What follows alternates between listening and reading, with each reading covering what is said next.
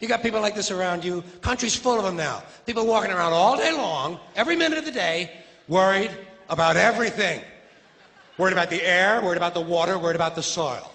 Worried about insecticides, pesticides, food additives, carcinogens. Worried about radon gas, worried about asbestos. Worried about saving endangered species. Let me tell you about endangered species, all right? Saving endangered species is just one more arrogant attempt by humans to control nature. It's arrogant meddling. It's what got us in trouble in the first place. Doesn't anybody understand that? Interfering with nature. Over 90%, way over 90% of all the species that have ever lived on this planet, are gone. They're extinct. We didn't kill them all. They just disappeared. That's what nature does. They disappear these days at the rate of 25 a day. And I mean regardless of our behavior. Irrespective of how we act on this planet, 25 species that were here today will be gone tomorrow. Let them go gracefully. Leave nature alone. Haven't we done enough? We're so self-important. So self-important. Everybody's going to save something now. Save the trees, save the bees, save the whales, save those snails. And the greatest arrogance of all, save the planet. What? Are these fucking people kidding me? Save the planet? We don't even know how to take care of ourselves yet. We haven't learned how to care for one another. We're gonna save the fucking planet? I'm getting tired of that shit. Tired of that shit. Tired. I'm tired of fucking Earth Day. I'm tired of these self-righteous environmentalists, these white bourgeois liberals who think the only thing wrong with this country is there aren't enough bicycle paths. People trying to make the world safe for their Volvos. Besides, environmentalists don't give a shit about the planet. They don't care about the planet. Not in the abstract, they don't. Not in the abstract, they don't. You know what they're interested in? A clean place to live. Their own habitat. They're worried that someday in the future they might be personally inconvenienced. Narrow, unenlightened self-interest doesn't impress me. Besides, there is nothing wrong with the planet. Nothing wrong with the planet. The planet is fine. The people are fucked. Difference. Difference. The planet is fine. Compared to the people, the planet is doing great. It's been here 4.5 billion years. Did you ever think about the arithmetic? Planet has been here 4.5 billion years. We've been here, what, 100,000? Maybe 200,000? And we've only been engaged in heavy industry for a little over 200 years. 200 years versus 4.5 billion. And we have the conceit to think that somehow we're a threat? That somehow we're going to put in jeopardy this beautiful little blue-green ball that's just a-floating around the sun? The planet has been through a lot worse than us. Been through all kinds of things worse than us.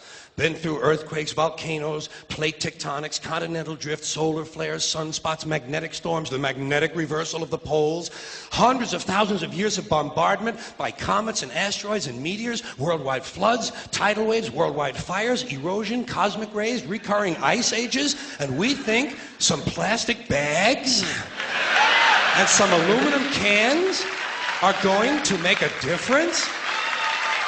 The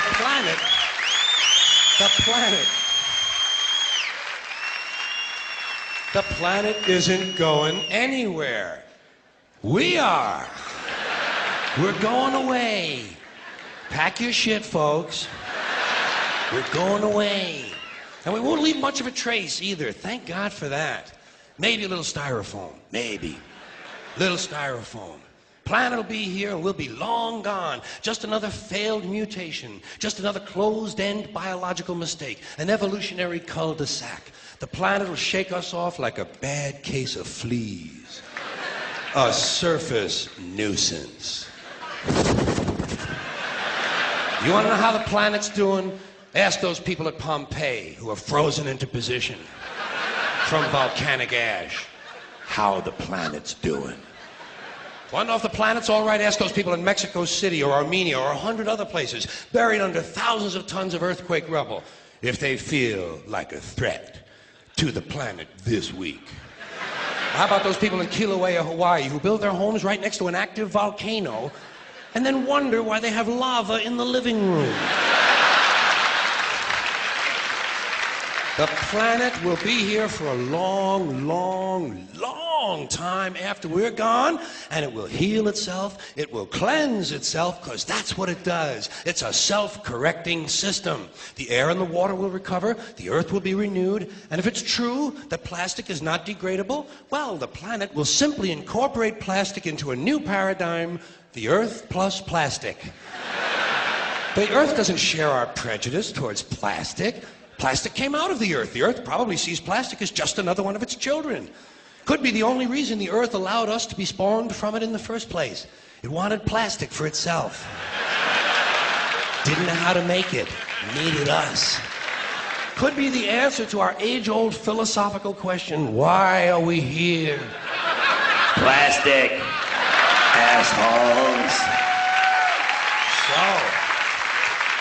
So, the plastic is here, our job is done, we can be phased out now, and I think that's really started already, don't you? I mean, to be fair, the planet probably sees us as a mild threat, something to be dealt with, and I'm sure the planet will defend itself in the manner of a large organism, like a beehive or an ant colony can muster a defense. I'm sure the planet will think of something. What would you do if you were the planet trying to defend against this pesky, troublesome species? Let's see, what might... viruses. Viruses might be good. They seem vulnerable to viruses. And viruses are tricky, always mutating and forming new strains whenever a vaccine is developed. Perhaps this first virus could be one that compromises the immune system of these creatures. Perhaps a human immunodeficiency virus, making them vulnerable to all sorts of other diseases and infections that might come along. And maybe it could be spread sexually, making them a little reluctant to engage in the act of reproduction. Well, that's a poetic note. And it's a start. And I can dream, can't I? See, I don't worry about the little things. Bees, trees, whales, snails. I think we're part of a greater wisdom than we will ever understand. A higher order. Call it what you want. Know what I call it?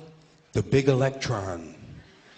The big electron. Whoa.